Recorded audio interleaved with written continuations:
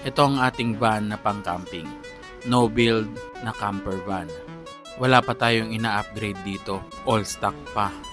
Hindi pa siya ready para maging full-time camper van. Pero nadala na tayo nito sa kung saan saang sulok ng Pilipinas.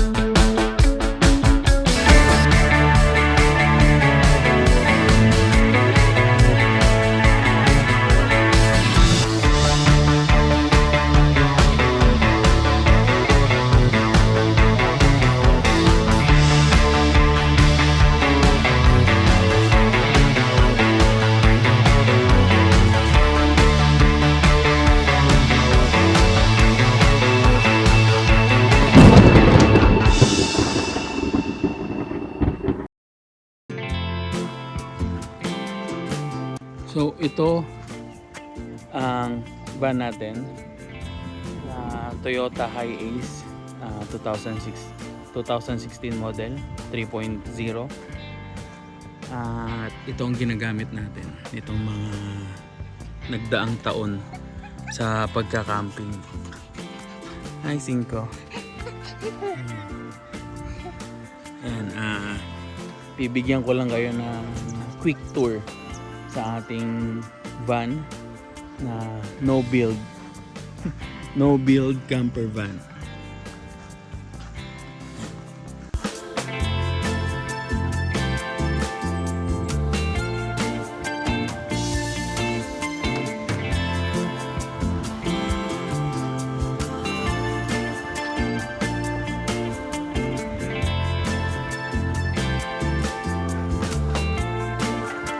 So kung makikita nyo sa iba na mga nagva-van life, yung iba inaayos o siniset up na nila yung loob.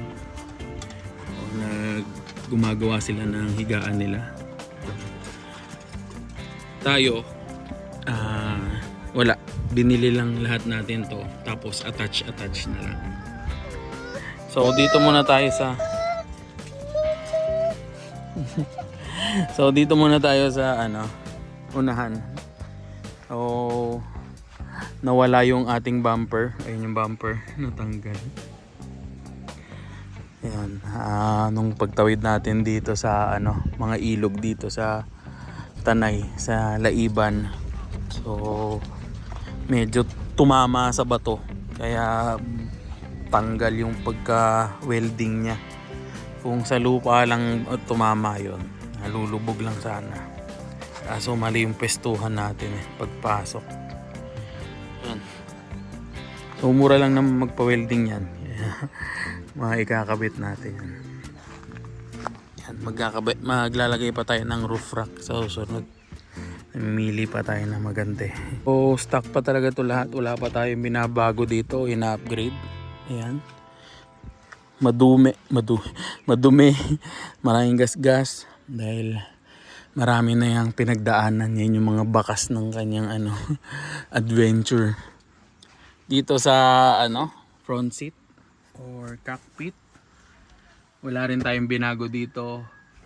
Yan. Naglagay lang tayo ng dashcam at mga switch. Ito namang center seat. May nabibiling center console, pero hindi na ako bumili, hindi ko na pinalitan para pwede ko pa tong maiangat at pwede pang magamit makaupo dito. Pero ngayon madalas ginagamit lalagyan kung ano-ano, diyan ko tinatambak. Yan. Sila Nika kasi may baby sa likod umuupo, kaya ito mga gamit lang talaga lahat yan nandyan.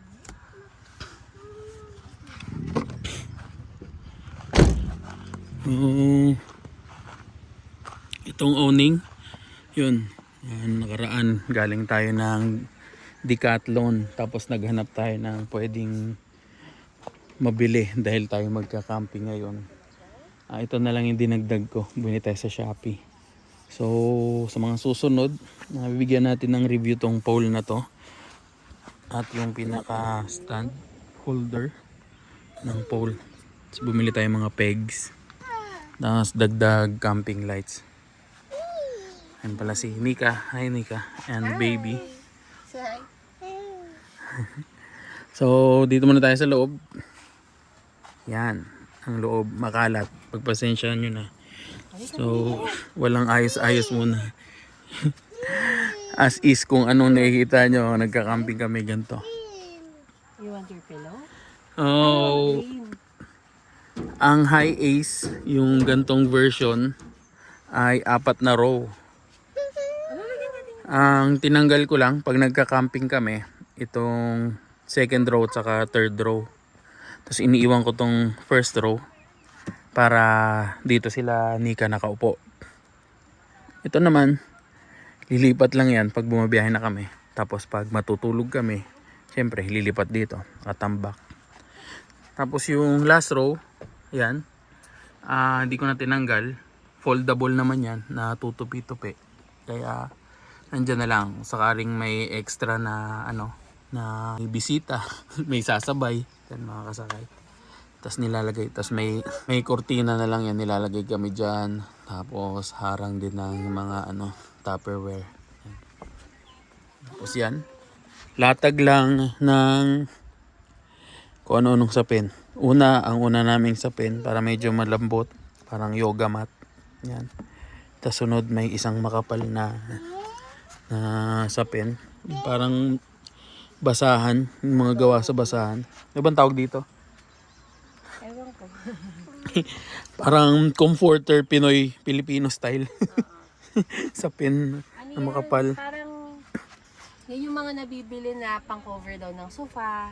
Parang Oo, yung malaking ganun. doormat lang din. Malaking yan eh. Parang yung pagkagawa niya mga ganito, mga doormat.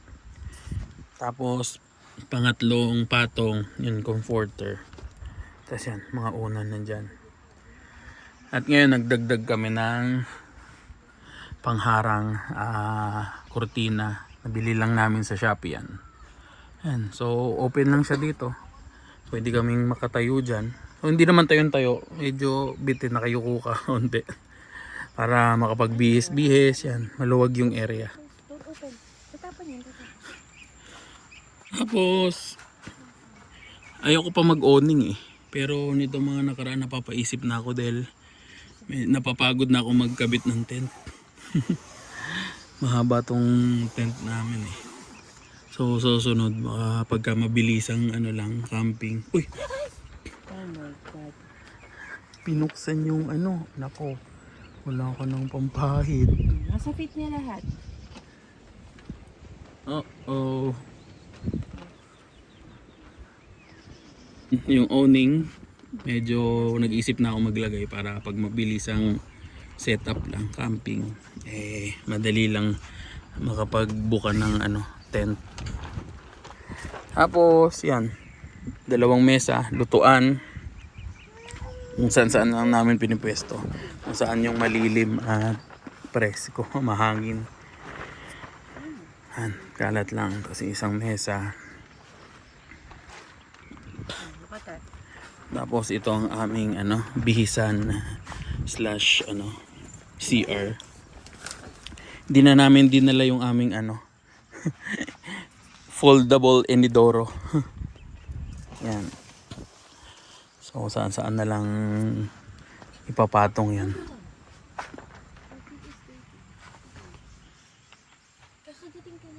Ito ang aming power station, nasa ilalim. Yan. Siyempre, blue tea. Minsan nasa harap yan. So, solved na kami dyan. Kaya 3 araw. May maliit lang na fan. Mga maliliit lang na fan, tigi-isa. Charge ng phone. Power bank. dito.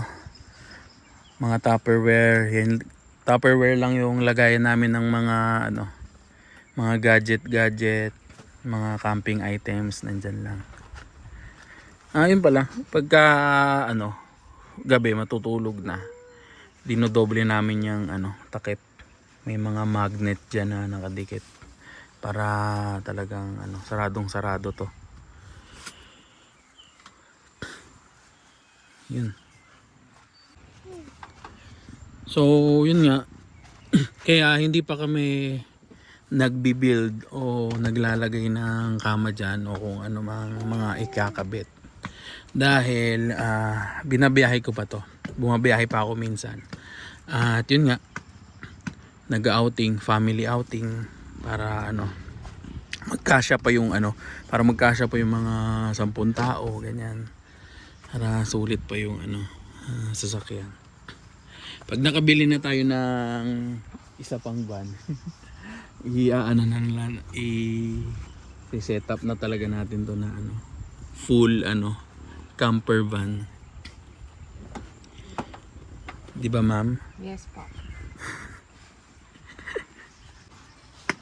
So, ayun, ito lang ang quick tour ng aming ano, camper van. Ganto kami. Ito lang ang setup namin madalas pag lumalabas, nag-outing, ganyan. Nagbi-beach camp. O bihira lang kami mag-ilog at mamundok. Yun nga, kasi dito sa Tanay o sa iba, parang simula nung nauso yung ano, camping, ganyan. Ang mamahal na ng ano, ng presyo. Kaya more on raw camping lang kami.